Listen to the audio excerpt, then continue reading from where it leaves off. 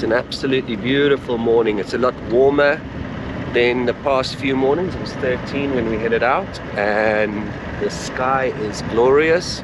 The sun is just hitting the tops of the dunes, and we are on our way down to Twee Rivieren because we've got to do some internet stuff, and we will hopefully find something along the way. Andy, are you happy? I'm delighted. Look at this view. It is incredible. Even if we don't find a single animal, it's worth it, hey? Absolutely. All right.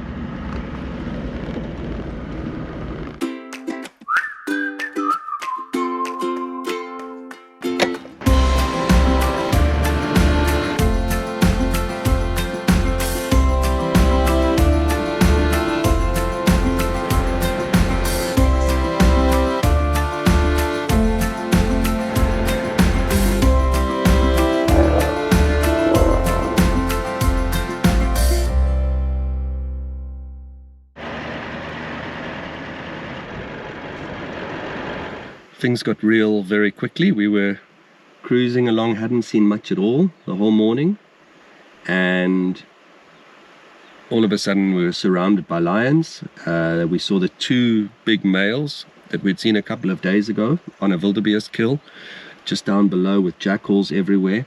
Then on the other side, well, actually right in the road, there were the three females moving up over the ridge. Then the one male left the kill and went up to the females and had a scuffle with one of them, and then he's come back down again with one of the lionesses. The other male dragged the carcass a long distance under a tree, but that's kind of on the South African side, so we aren't allowed to drive off-road there, but it's quite close to the road. All the cars are lining up now. But yeah, things are happening again, which is fantastic. Andy? Super cool. We are alone on the Botswana side, and up over there in South Africa, there's a row of about 20 vehicles along the road there. They've got a view of the kill, which is under that tree over there. But all the other lions are this side, so we're just going to hang tight for a bit, see what happens.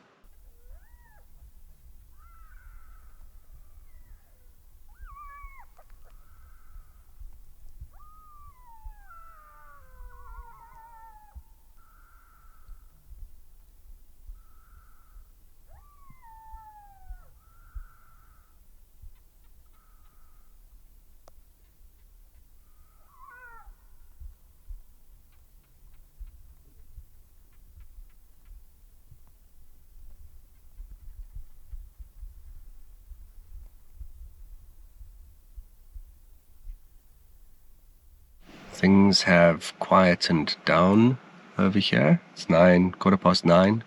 Sun's up. Lions are getting lazy. There you can see the three lionesses. They're just in the shade over there. And out there are the two males with lots of cars. So probably not much more happening here. We'll probably head soon back to Twee Rivieren to do what we need to do, and then on our way back to camp, obviously we'll check in on these guys again, see if anything has happened. But that was something. The little scuffle I mentioned earlier was actually quite, oh, there goes a goshawk, was actually quite a fight.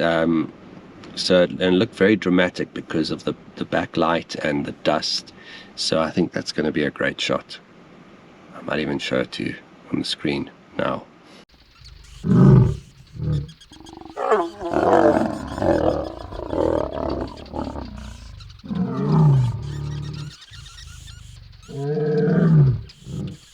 Andy, what do you want to do in Twee Rivieren? You got plans?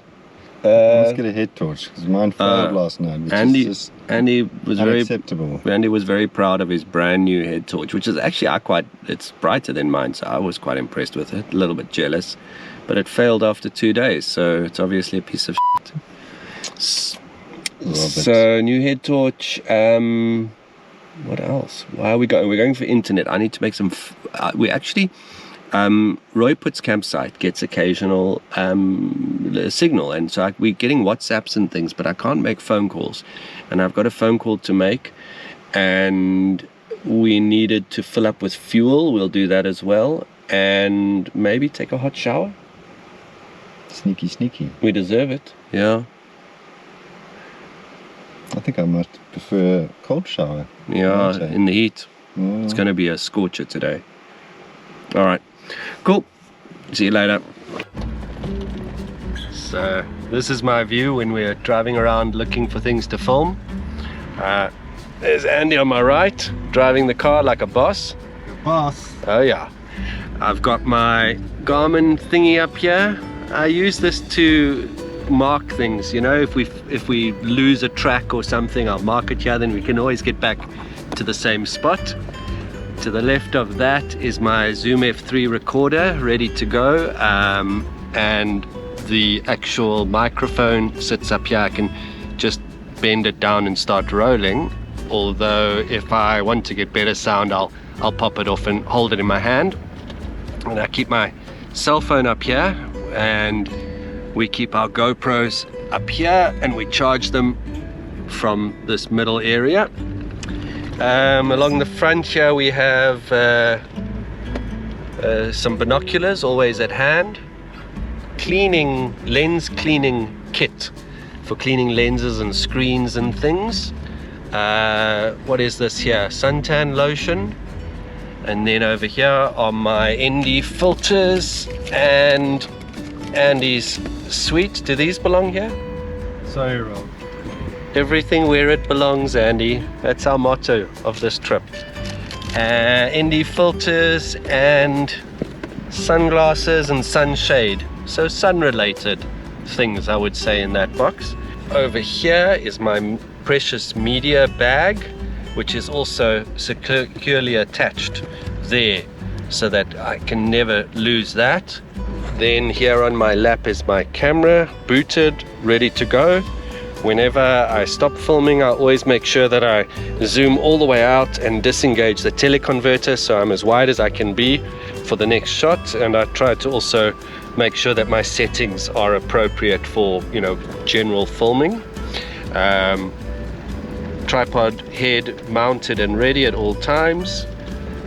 And what else do we have here? Oh, some water, my water, Andy's water, a Leatherman. I'm just naming things now. A Leatherman, a screwdriver,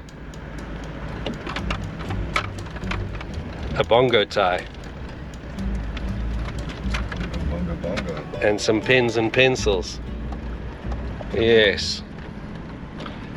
Thus ends the cabin tour. Exciting stuff.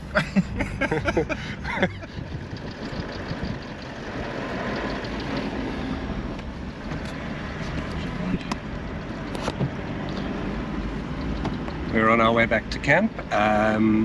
We went back to the lions this afternoon. They aren't very active because they're pretty full, but we got just after sunset, we got a bit of movement. The lionesses got up and walked towards the one male, and we got some pretty shots also of interaction between the lionesses.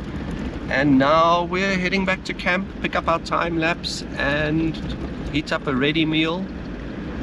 And yeah, things are looking up here in the Kgalagadi. Andy, you excited for tomorrow? Yep. Yep, hey? Yep. What do you want to find tomorrow? Let's find a leopard. We've only seen that one leopard in the campsite, the sick one. So, or sick or old, I'm not sure. So we're hoping to find another one. But we haven't seen any tracks or anything, so there's all these lions about, I'm not sure.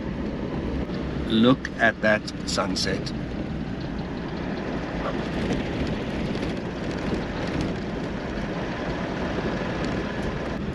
I'm hoping that the GoPro captures the sunset in the time lapse nicely, but it's quite difficult to find good locations for time lapses here because of the road running down the middle of the riverbed, and the cars, especially just as the sun is setting, they zooming back to camp and causing a whole lot of dust, and it just looks really weird in the time lapse. So yeah, we sort of hid it behind a mound to avoid the cars. Not the greatest shot, but hopefully the incredible rays of light coming out of the sunset will make up for that.